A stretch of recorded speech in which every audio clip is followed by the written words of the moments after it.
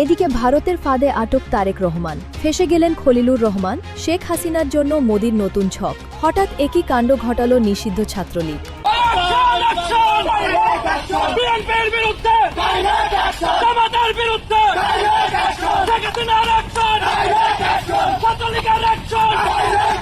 এই আগস্ট পরবর্তী আগামী সেপ্টেম্বর মাসে, যে এই 26 সালের আগামী যে সেপ্টেম্বর মাস আসতেছে, এই মাসে তারেকের চ্যাপ্টার ক্লোজ হইয়া যাইতে পারে।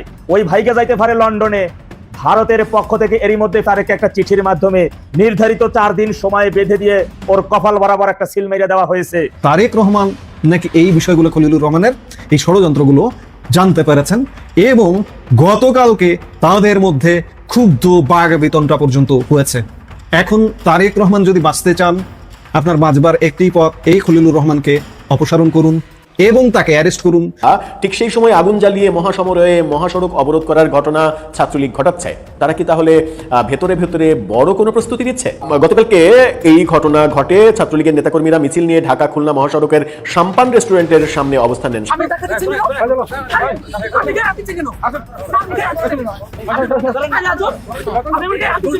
প্রথমে থাকা ভিডিও ক্লিপগুলো দেখেই বুঝতে পেরেছেন আজকের ভিডিওটি কতটা গুরুত্বপূর্ণ হতে যাচ্ছে এবং কোন বিষয়ের দিকে ইঙ্গিত করছে। তাই আজকের ভিডিওটি দেখলে বাংলাদেশের রাজনৈতিক সর্বশেষ পরিস্থিতি সম্পর্কে খুবই গুরুত্বপূর্ণ কিছু তথ্য পেয়ে যাবেন।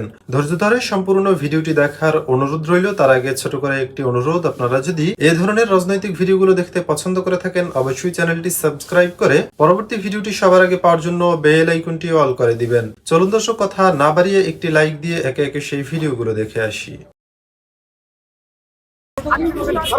দর্শক, নতুন একটা নিউজ আপনাকে স্বাগতম। প্রিয় দর্শক, বাংলাদেশের মধ্যে ঘটে যাওয়া বেশ কিছু চলমান ঘটনাবলী থেকে আপনাদের সামনে কয়েকটা গুরুত্বপূর্ণ খবর নিয়ে হাজির হয়েছি, যার কিছুটা অংশ বিশেষ ইতিমধ্যেই ভিডিও শুরুতেই দেখেছেন। তো দর্শক, ভিডিও শুরুটা দেখেই কিন্তু বুঝতে পেরেছেন যে আজকের নিউজটা ঠিক কতটা গুরুত্বপূর্ণ হতে চলেছে। তাই বলবো, যারা ভিডিওটি অন করেছেন না টেনে সম্পূর্ণ নিউজটি মনোযোগ সহকারে দেখতে থাকুন, তাহলে আজকের মূল বিষয়টা বুঝতে পারবেন। তো দর্শক, আর কথা না বাড়িয়ে চলুন দেখে আসবো আজকে সেই কাঙ্ক্ষিত ভিডিওগুলো। তবে তার আগে বলবো, যারা এখনো চ্যানেলটি সাবস্ক্রাইব করেননি, অবশ্যই চ্যানেলটি সাবস্ক্রাইব করে পাশে থাকা বেল আইকনটি ক্লিক করে দিন। আর যারা ইতিমধ্যেই চ্যানেলটি সাবস্ক্রাইব করে রেখেছেন তাদেরকে অসংখ্য ধন্যবাদ। তো চলুন দর্শক, ভিডিওটিতে একটি লাইক দিয়ে আমরা ধারাবাহিকভাবে সবগুলো ভিডিওর আলোচনা দেখে আসি।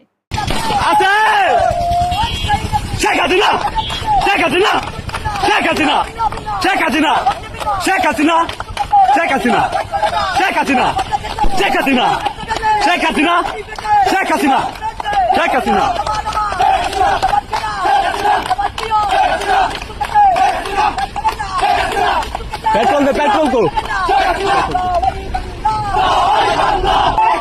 বিএনপির বিরুদ্ধে, জামাতের বিরুদ্ধে, শেখ হাসিনার অ্যাকশন, ছাত্রলীগের অ্যাকশন, যুবলীগের অ্যাকশন, শেখ হাসিনার অ্যাকশন। জয় বাংলা, জয় বঙ্গবন্ধু, বাংলাদেশ আসবে, শেখ হাসিনা আসবে, বাংলাদেশ ধন্য। মনে হচ্ছে এই আগস্ট পরবর্তী আগামী সেপ্টেম্বর মাসে, যে এই 26 সালের আগামী যে সেপ্টেম্বর মাস আসতেছে, এই মাসে ফেসিস্ট তারেকের চ্যাপ্টার ক্লোজ হইয়া যাইতে পারে। ওই ভাইকে যাইতে পারে লন্ডনে। ভারতের পক্ষ থেকে এরই মধ্যে ফেসিস্ট তারেক একটা চিঠির মাধ্যমে নির্ধারিত 4 দিন সময় বেঁধে দিয়ে ওর কপাল বরাবর একটা সিল মেরে দেওয়া হয়েছে। বলা হয়েছে এরপরে একদিন যদি পার হয় তাহলে ভারতের প্রধানমন্ত্রী মিস্টার মোদির দরজা ওর জন্য বন্ধ। ফেসিস্ট তারেক অফিসিয়ালি ভারতের কাছে একটা আবেদন করেছিল যে এই আগস্ট মাসের শেষ দিকে ওই ভারতে আসতে চায়। তার জবাবে ভারত গতকালকে দুপুরে ফেসিস্ট তারেককে বলে দিয়েছে আগামী 22, 23, 24, 25 এর মধ্যেই তাকে ভারতে আসতে হবে। যদি তিনি এর মধ্যে আসেন তবে ভারতের প্রধানমন্ত্রী মিস্টার মোদিজির সাথে তিনি সাক্ষাৎ করতে পারবেন, কথা বলতে পারবেন, কিন্তু তারও সময় মাত্র 30 মিনিট। 30 মিনিটের জন্য তার সাথে সাক্ষাৎ করতে পারবেন। কিন্তু 25 তারিখ পার হয়ে যাওয়ার পর, এই আগস্ট মাসের 26 তারিখের পর থেকেই ফেসিস্ট তারেকের জন্য তার দরজা বন্ধ। অর্থাৎ বলেছেন এর পরে আগামী 1.5 বছরের মতো তার আর কোনো শিডিউল নাই তার সাথে সাক্ষাৎ দেওয়া। প্রত্যেক দিনের তার কাজের শিডিউল পূর্ব নির্ধারিত হয়ে গেছে। এরপরে তিনি সাংহাই সহ বেশ কয়েকটা দেশের সফরে এবং ব্রিক্সের সম্মেলন সহ তার একাধিক কাজ আছে। অর্থাৎ এর মাধ্যমে ফেসিস্ট তারেককে তার দরজা যে বন্ধ ওর জন্য সেইটাই জানিয়ে দেওয়া হয়েছে। মনে রাখবেন, দেশের জনগণ এখন বিদ্যুৎ এবং গ্যাসের মহা সংকটে ভুগতেছে, একেবারে জনজীবন হাহাকার। আর এর মধ্যে আগামীতে একেবারে পানির জন্য চরম সংকটে পড়বে তারা। কেন তিস্তা এবং বুড়িগঙ্গার পানি পেতে হইলে অবশ্যই সেই পুরনো চুক্তি নবায়ন করতে হবে। গ্যাস এবং বিদ্যুৎ থেকে উত্তোলিত হইতে সমস্যার মোকাবেলা করতে হইলে নিত্য প্রয়োজনীয় দ্রব্য তথা কাঁচামরিচ থেকে শুরু করে প্রয়োজনীয় সকল জিনিসপত্রের সংকট থেকে বাঁচতে হইলে ফ্যাসিস্ট তারেকের ভারত সফর করতে হবে। আর যদি ওই না করে তাহলে এই মহা সংকটে পড়বে দেশের জনগণ। তারেক মনে করে আমি অনেক বড় হনু, ভারতে না গেলে তাদের অনেক কিছু উদ্ধার হবে না, শর্ত তুলে দেয়। মনে রাখবেন ফ্যাসিস্ট তারেক, ওই যে সামা পররাষ্ট্র, ওই যে খলিল আছে, ওর যে পররাষ্ট্র উপদেষ্টা আছে, এদের কারো উপর ওর আর আস্থা এবং বিশ্বাস নাই। আর এই কারণে এখন পররাষ্ট্র মন্ত্রণালয়ের একজন সচিবে মুখপত্র বানাইয়া তারেক কিছু জিনিস শিখাই দিয়ে মিডিয়ার সামনে পাঠাই দেয়। তারেক তুই ভারতে যাইস না, তাহলে দেশের জনগণ বুঝবো তোর হাতির মতো একটা কলিজা। ফ্যাসিস্ট তারেক বন্দি বিনিময় চুক্তিতে বাংলাদেশের সাবেক 5 বারের প্রধানমন্ত্রী তাকে ফেরত চায়। ও বন্ধি বিনিময় চুক্তিটা ওইটা পড়ছে, ওই কাগজটা কখনো পড়ে দেখছে? তার উপধারায় কি বলা আছে? রাজনৈতিক কারণে কারো বিরুদ্ধে ফাঁসির রায় হলে যদি হন তিনি আবার প্রধানমন্ত্রী সাবেক, এরপরে যদি হন বাংলাদেশের স্থপতির কন্যা, চিন্তা করা যায় তাকে ফাঁসির রায় দিবার তোমার সেই প্রত্যার্পণ তুমি সাইবার ঘটতে যাবে? ওই চুক্তিটা পড়ে দেখ বেটাকে চুক্তির মধ্যে কি লেখা আছে। এরপরে ওই যে তালিবান শাহ জঙ্গি হাদি হত্যাকারী যারা গ্রেপ্তার হয়েছে তাদের ফেরত চায়, তাদের ফেরত দিবে, আর তুমি একটা তাদের কিছু একটা কাহিনী ঘটাই দিয়ে বলো মরে গেছে নাকি? স্বীকারোক্তি, দেশের জনগণ ওদের থেকে তো স্বীকারোক্তি নিতে হবে। বিএনপি এবং জামাতিদের মধ্যে ঘাপটি মেরে থাকা, যারা নিজেদের লোককে হত্যা করা, আন্দোলন ভিন্ন দিকে প্রভাবিত করা, দেশের জনগণকে ভিন্ন দিকে প্রভাবিত করার যে চেষ্টা করা হয়েছে, এখানে যে অপরাজনীতি করা হয়েছে, ওদের মুখ থেকেই দেশের জনগণ জানতে চায়, ওদের মুখ থেকেই জানবে দেশের জনগণ। এত সহজ না। ফ্যাসিস্ট তারেক মনে করে ওই যা বোঝে এটা দুনিয়া আর কেউ বোঝে না। আরে বেটা তুই এত ছিড়তে পারিস, এত সিরুইয়ার ঘরের সিরুইয়া, যুক্তরাষ্ট্রে তুই এখনো নিষেধাজ্ঞা, কালো তালিকা ভুক্তের মধ্যে আসিস, পারলে সেই নামটা তুই মোস যা সেইখানে। তোর বাপ ডেভিল ইউনুসের রাইখা যাওয়া সমস্ত উত্তরাধিকারের সূত্রে সবকিছুতে মাইনে সবকিছু দিতেছিস, তা কালো তালিকা থেকে নামটা পারলে মোস। বউরে তো পাড়াইছিলি, বউ তো যাইয়া ট্রাম্পে ধুইয়া মুইসা দিয়েও পারে নাই। ট্রাম্প তো না, তার যে সাঙ্গপাঙ্গ, দুই একজন সাঙ্গপাঙ্গ তো মুইসা কিছুই করতে পারে নাই। হবে কি ফ্যাসিস্ট তারেকের এই অপরাজনীতির কারণে, এই দুঃসাহসিকতার কারণে দেশের জনগণ সংকটে পড়বে, দেশের জনগণ এক মহা বিপর্যস্তের মধ্যে পড়বে। ওর ঘরের এসি ফ্যান এগুলো তো কখনো বন্ধ হয় না, গ্যাসের চুলা তো কখনো বন্ধ হয় না। হবে কি, ও বাইকে যাইবো, বিপদে পড়বো দেশের জনগণ। দেশের জনগণের এই মহা সংকট থেকে মুক্তির পথ একটাই, বিএনপি জামাত জোট সরকারের হাত থেকে বাংলাদেশকে রক্ষা করা, বাংলাদেশের আইনের শাসন, বাংলাদেশের সকল ক্ষমতা জনগণের হাতে তুলে নেওয়া। খলিলুর রহমান ও সাবেক মার্কিন দূতের গোপন চাল নাস্তানাবুদ তারেক রহমান সরকার। দক্ষিণ এশিয়ার ভূ রাজনীতিতে এক মহানাটকীয় মোড় হঠাৎ করে ভেস্তে যেতে বসেছে বাংলাদেশের প্রধানমন্ত্রী তারেক রহমানের বহুল আলোচিত নয়াদিল্লি সফর। যে সফরের জন্য দিল্লির তাজ প্যালেস হোটেলে বুকিং সম্পন্ন হয়েছিল, নিরাপত্তা সংস্থাগুলো দিনরাত এক করে প্রস্তুতি নিচ্ছিল, ঠিক সেই মুহূর্তে হঠাৎ কেন জারি হলো অন্তরায়? উত্তরসূরিদের পাতানো ফাঁদ, নাকি কোনো অদৃশ্যের সুতা টেনে কূটনৈতিক পট পরিবর্তন করা হলো? আর এই ছক বানচালের নেপথ্যে কি সত্যিই রয়েছেন বাংলাদেশের পররাষ্ট্রমন্ত্রী খলিলুর রহমান ও ঢাকার সাবেক বিতর্কিত মার্কিন রাষ্ট্রদূত পিটার হাস? ভারতের সাথে বাংলাদেশের নতুন সরকারের সম্পর্কের এই সমীকরণ কি ডিপ স্টেট বা অদৃশ্য শক্তির নিয়ন্ত্রণে চলে যাচ্ছে? উত্তর পূর্ব ভারতের গণমাধ্যম নর্থ ইস্ট নিউজে বাংলাদেশি সিনিয়র সাংবাদিক এনায়েত কবিরের সাম্প্রতিক এক চাঞ্চল্যকর অনুসন্ধানে প্রতিবেদনে উঠে এসেছে ঠিক এমনই বিস্ফোরক সব তথ্য। এছাড়াও আমাদের বিভিন্ন সূত্রের তথ্য নিয়ে আজ আমরা পরতে পরতে বিশ্লেষণ করব এই কূটনৈতিক নাটকের পেছনের আসল গল্প। ঘটনার সূত্রপাত ঘটে গত 9 আগস্ট। কাতার এয়ারওয়েজের একটি ফ্লাইটে গোপনে ঢাকায় নামেন সাবেক মার্কিন রাষ্ট্রদূত পিটার হাস। আনুষ্ঠানিকভাবে তিনি আন্তর্জাতিক জ্বালানি সংস্থা এক্সেলারেট এনার্জির কৌশলগত উপদেষ্টা হিসেবে এসেছেন বলে বলা হলেও ঢাকার রাজকীয় ইন্টারকন্টিনেন্টাল হোটেলে ওঠা মাত্রই তার একের পর এক গোপন বৈঠক শুরু হয়। পিটার হাসের প্রথম সাক্ষাৎটাই ছিল ঢাকায় নিযুক্ত মার্কিন চার্জ দ্য অ্যাফেয়ার্স মেগান বোল্ডেনের সাথে। এরপর মার্কিন বাংলাদেশ বিজনেস কাউন্সিলের ব্যানারে প্রধানমন্ত্রীর কার্যালয়ে উচ্চ পর্যায়ের বৈঠকে অংশ নেন তিনি। ঠিক এই সময়টাতে অর্থাৎ 13 আগস্ট আকস্মিকভাবেই বাংলাদেশের বর্তমান মার্কিন রাষ্ট্রদূত ব্রেন ক্রিস্টেনসেন তার স্ত্রীকে নিয়ে ঢাকা ছেড়ে সিঙ্গাপুরে যান। এই কূটনৈতিক প্রস্থান মোটেও সাধারণ ছিল না। একদিকে তারেক রহমানের ভারত সফর নিয়ে চূড়ান্ত টানাপোড়েন, আর ঠিক সেই সময় মার্কিন রাষ্ট্রদূতের অনুপস্থিতি এবং পিটার হাসের হঠাৎ উপস্থিতি, সব মিলিয়ে ঢাকার ভূ রাজনীতিতে এক বিরাট ঝড়ের পূর্বাভাস স্পষ্ট হয়ে ওঠে। অথচ তারেক রহমানের এই দিল্লি সফরের নেপথ্যে গত কয়েক সপ্তাহ ধরে কাজ করছিল ভারত ও যুক্তরাষ্ট্রের এক অত্যন্ত শক্তিশালী নিরাপত্তা প্রতিনিধি দল। ট্রাম্প প্রশাসনের আস্থাভাজন দক্ষিণ এশিয়া বিষয়ক বিশেষ দূত সার্জিও গোর, ভারতের জাতীয় নিরাপত্তা উপদেষ্টা অজিত দোভাল, রয়ের প্রধান পরাগজন এবং বাংলাদেশে নিযুক্ত ভারতের হাই কমিশনার দীনেশ ত্রিবেদী। এদের যৌথ প্রচেষ্টায় ভারত ও বাংলাদেশের সম্পর্কে একটি অভাবনীয় ইতিবাচক অগ্রগতি তৈরি হয়েছিল। আগামী সেপ্টেম্বরে অনুষ্ঠিতব্য ব্রিক্স সামিটেও বিমস্টেকের বর্তমান চেয়ারম্যান হিসেবে তারেক রহমানকে আমন্ত্রণ জানায় নয়াদিল্লি। বাংলাদেশ থেকে দ্বিপাক্ষিক সফরের অনুরোধ জানানোর পর অগাস্টের তৃতীয় সপ্তাহে তারেক রহমান তার স্ত্রী ও কন্যাকে নিয়ে দিল্লি যাওয়ার কথা চূড়ান্ত হয়। এমনকি দিল্লির ঐতিহ্যবাহী তাজ প্যালেস হোটেলে বুকিং পর্যন্ত সম্পন্ন হয়ে গিয়েছিল। কিন্তু ভারত বাংলাদেশ সম্পর্কের এই নতুন সূচনার মধ্যে থাবা বসালো এক অদৃশ্য হাত। 16 আগস্ট হঠাৎ করেই বাংলাদেশের পররাষ্ট্র মন্ত্রণালয় থেকে একটি অভাবনীয় ঘোষণা আসে। বলা হয়, ভারতে নির্বাসিত সাবেক প্রধানমন্ত্রী শেখ হাসিনাকে যদি বাংলাদেশের হাতে ফেরত না দেওয়া হয় তবে প্রধানমন্ত্রী তারেক রহমান নয়াদিল্লি সফর করবেন না। এবং এই 16 আগস্ট দিনের দ্বিতীয়ার্ধে ভারতীয় হাই কমিশনার দীনেশ ত্রিবেদীর সাক্ষাতের কথা ছিল পররাষ্ট্রমন্ত্রী খলিলুর রহমানের সাথে, সেটিও কিন্তু হয়নি। কূটনৈতিক বিশ্লেষকদের মতে সরকারের এই আকস্মিক ও একতরফা সিদ্ধান্তের মূল রূপকার পররাষ্ট্রমন্ত্রী খলিলুর রহমান। তিনি শেখ হাসিনার প্রত্যর্পণ ইস্যুতে এক চরম ও কঠোর অবস্থান গ্রহণ করেন। পররাষ্ট্র মন্ত্রণালয়ের মুখপাত্র AK শহীদুল করিম স্পষ্ট জানিয়ে দেন, এই সফরের জন্য একটি উপযুক্ত পরিবেশ তৈরি হওয়া প্রয়োজন। ঠিক সেই সন্ধ্যায় পররাষ্ট্রমন্ত্রী খলিলুর রহমান দাবি করেন, ভারতের অনাগ্রহের কারণে তারেক রহমানের সফর অনিশ্চিত হয়ে পড়েছে। অথচ ভারতীয় কূটনৈতিক সূত্রের খবর সম্পূর্ণ ভিন্ন। দিল্লি জানিয়েছে, ঢাকার পররাষ্ট্র মন্ত্রণালয় থেকে আনুষ্ঠানিকভাবে 3টি শর্ত সম্বলিত কোনো চিঠি তাদের কাছে পাঠানোই হয়নি। গণমাধ্যমে প্রচার করেই মূলত এই পরিস্থিতি তৈরি করা হয়েছে। ভারতের সংবাদ মাধ্যম দ্য ইন্ডিয়ান এক্সপ্রেসে প্রকাশিত প্রতিবেদন অনুযায়ী শেখ হাসিনাকে ফেরত পাঠানোর বিষয়টি রাজনৈতিক ও কূটনৈতিক সিদ্ধান্তের ওপর নয়, বরং ভারতের স্বাধীন বিচার ব্যবস্থার ওপর নির্ভর করে। সুতরাং যে বিষয়টি অফিসিয়াল টেবিলে আলোচনার পর্যায়ে ছিল সেটিকে এভাবে শর্তের দোহাই দিয়ে প্রকাশ্যে বানচাল করার নেপথ্যে খলিলুর রহমানের ভূমিকা গভীর প্রশ্নের জন্ম দিয়েছে। 2025 সালের নভেম্বর থেকে ভারতের পররাষ্ট্রমন্ত্রী S জয়শঙ্কর এবং সাউথ ব্লক বিএনপি প্রধান তারেক রহমানের বাংলাদেশের প্রত্যাবর্তন এবং গত 12 ফেব্রুয়ারি নির্বাচনে বিএনপির প্রতি প্রায় প্রকাশ্য সমর্থন জুগিয়ে আসছিল।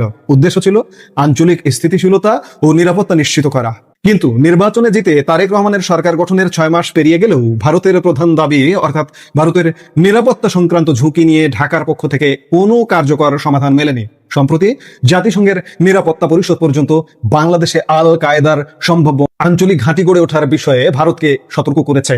এই চরম নিরাপত্তা ঝুঁকির প্রেক্ষাপটে জুন মাস থেকে পুরো বিষয়টি ভারতের জাতীয় নিরাপত্তা আমলাতন্ত্রের অধীনে চলে যায়। মার্কিন ও ভারতীয় কূটনীতিকরা বিএনপি ও আওয়ামী লীগের মধ্যে এক ধরনের রাজনৈতিক সমঝোতার মধ্যস্থতা করতে চেয়েছিলেন, কিন্তু মার্কিন প্রশাসনের এই দ্বিমুখী নীতি এবং ঢাকার কিছু ডিপ স্টেট সুবিধাভোগীর কারণে সেই শান্তি উদ্যোগ এখন ভেস্তে যাওয়ার পথে। আমরা এতক্ষণ যে আলাপ করলাম, এই আলাপের দুটো মুখ, একটা দেশীয় মুখ খলিলুর রহমান। এই খলিলুর রহমান তারেক রহমানের সরকারে ঢুকে তারেক রহমানের পররাষ্ট্র নীতিকে কিন্তু একদম লেজে গোবরে পাকিয়ে ফেলেছে। মার্কিন যুক্তরাষ্ট্রকে ক্ষুব্ধ করেছে, চীনে নিয়ে গেছে, এখানে পাকিস্তান তুরস্ক সমীকরণ করছে, আবার ভারতের সাথে সম্পর্ক খারাপ করবার চেষ্টা করছে। ইতিমধ্যে সূত্রের খবর বলছে তারেক রহমান নাকি এই বিষয়গুলো খলিলুর রহমানের এই ষড়যন্ত্রগুলো জানতে পেরেছেন এবং গতকালকে তাদের মধ্যে ক্ষুব্ধ বাঘ বেতনটা পর্যন্ত হয়েছে। এখন তারেক রহমান যদি বাঁচতে চান, আপনার বাঁচবার একটি পথ, এই খলিলুর রহমানকে অপসারণ করুন এবং তাকে অ্যারেস্ট করুন। গত 1.5 বছর ইউনূসের শাসন আমলে তিনি দায়িত্ব পালন করেছেন, নানা অপকর্মের হোতা তিনি, এবং অতীতেরও তার অপকর্ম আছে। অ্যারেস্ট করে বিচারের আওতায় আনুন। এই কাজটি আপনার করতেই হবে, না হলে আপনি বাঁচতে পারবেন না। এ আপনাকে মিসগাইড করে আপনাকে ভিন্ন পথে চালিত করবে এবং ইমিডিয়েট আপনার ভারত সফরের সিদ্ধান্ত নিতে হবে। আপনি যদি বুঝতে পারেন যে খলিল ষড়যন্ত্র করছে, তাহলে এই ব্যবস্থাগুলো নিন। যদি ঘুমিয়ে থাকেন, আপনি কিন্তু বাঁচবেন না। আরেকটি জিনিস, এই যে বহুল বিতর্কিত পিটার হাস, বাংলাদেশে ব্যবসার আড়ালে তিনি বাংলাদেশে মার্কিন রাষ্ট্রদূত ছিলেন, এখন তিনি ব্যবসায়ী। মার্কিন জ্বালানি কোম্পানি এক্সেলারেট এনার্জির ঊর্ধ্বতন কর্মকর্তা হিসেবে তিনি মাঝে মাঝেই বাংলাদেশ সফর করেন। এটি কিন্তু একদম শব্দবেশে তার অন্য একটা কোম্পানির প্রতিনিধি হিসেবে আসছেন। এবারও দেখানো হচ্ছে যে তিনি কোম্পানির প্রতিনিধি হিসেবে এসছেন, মার্কিন ব্যবসায়ী প্রতিনিধি দল এসছে, তাদের সঙ্গে তিনিও এসছেন, কিন্তু তিনি আসলে এসেছেন ব্যবসা নয়, বাংলাদেশে ষড়যন্ত্র করতে। ষড়যন্ত্র করে আওয়ামী লীগ সরকারকে ফেলে দিয়েছে। তারেক রহমান, আপনাকে বলছি যে আপনার প্রতিপক্ষ আওয়ামী লীগ, ঠিক আছে, কিন্তু আওয়ামী লীগ একটি রাজনৈতিক দল, গণমানুষের রাজনৈতিক দল, মাটির রাজনৈতিক দল। ঠিক তেমনি আপনার রাজনৈতিক দল বিএনপিও মানুষের দল, মানুষের ব্যাপক সমর্থন আছে দলটার প্রতি। সোজা কথা, জাতীয়তাবাদী দল, উগ্রপন্থী দল নয়। আপনাকেও কিন্তু পিটার হাস ফেলে দেবে।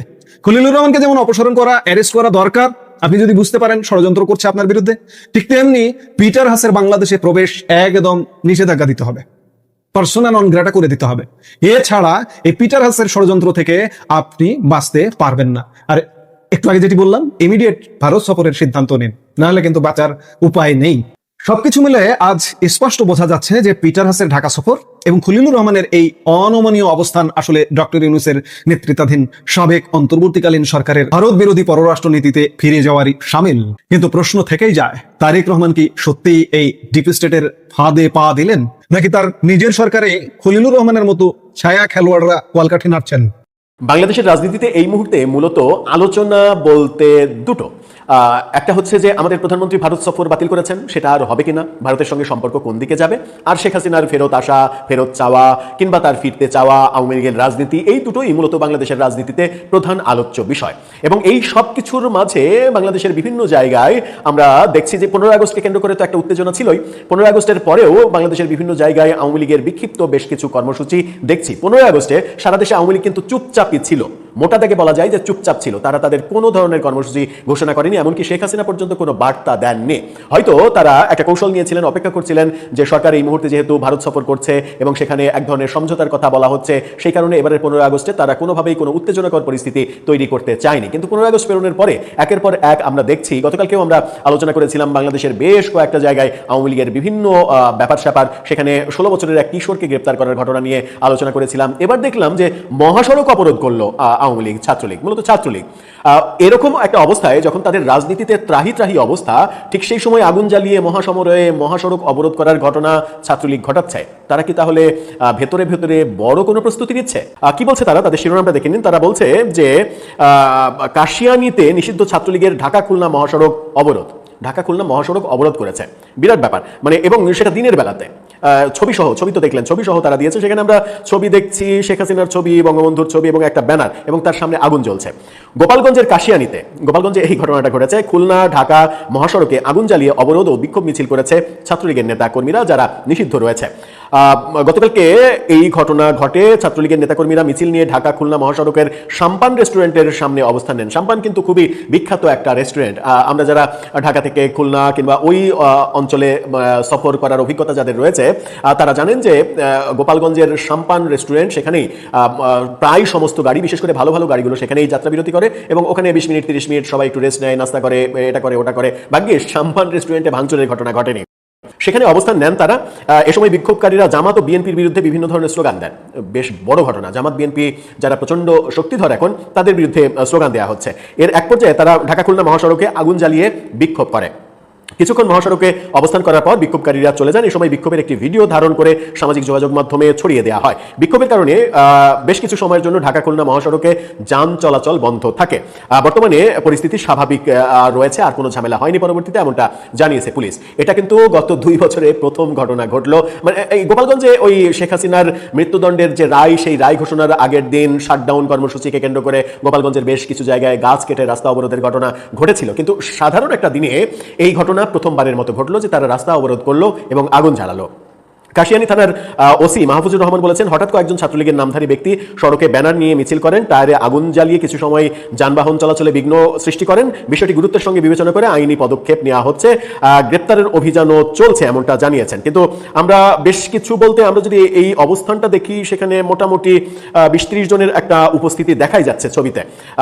আমরা জানি না যে সেখানে কত লোক সংখ্যা হলো, কিন্তু এটা আমার মনে হয় গত 2 বছরে আওয়ামী লীগের সরকারের পতনের পরে ওই স্পেসিফিক মানে কর্মসূচি ঘোষণা করার বাইরে সাধারণ দিনে এটাই সব থেকে উল্লেখযোগ্য ঘটনা যে তারা সড়ক অবরোধ করলো। অবশ্য সড়ক অবরোধ করার জায়গা হিসেবে গোপালগঞ্জ এরিয়াকে তারা বেছে নিয়েছিল, সেটাও অবশ্য পাশ কাটালে হবে না, কারণ গোপালগঞ্জ মানে আওয়ামী লীগের আঁতুড়ঘর, আওয়ামী লীগের শেকড়।